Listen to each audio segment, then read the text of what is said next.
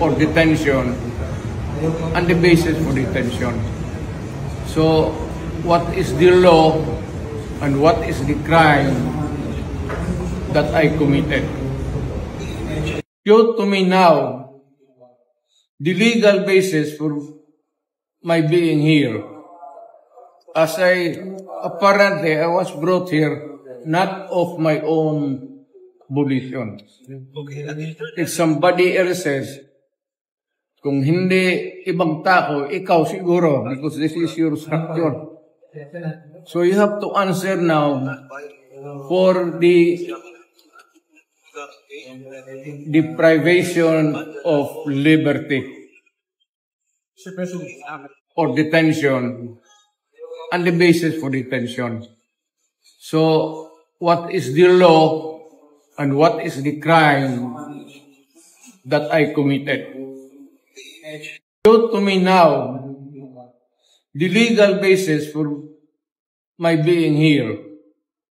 As apparently I was brought here not of my own volition. If somebody else says, kung hindi ibang tao, ikaw siguro, because this is your structure. So you have to answer now for the deprivation of liberty. General naman kayo. Alam niyo ba na hindi man lang siya na-serve kung anong kaso kung sinacharge sa kanya ngayon? Hindi niya alam. No? Kahit na PI man lang. Alam mo, ang charge sa kanya nasa dyaryo lang. No? And then, hindi pa kayo na ganito ginagawa natin. Sumusunod tayo sa isang entity na hindi na tayo member. Nag-withdraw na tayo. And yet, sir, you are the Prosecutor General. Yes. You know how to exercise due process. Before you can even file charges, you have to file a complaint.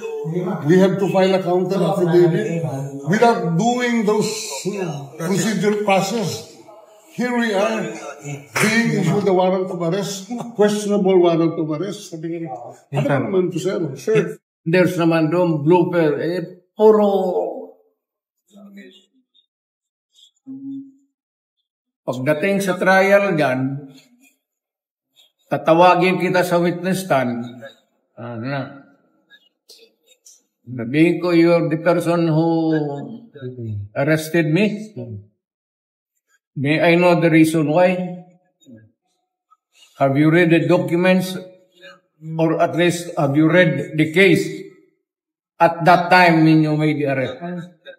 So that you would be guided to what you should know. Yan lang yan.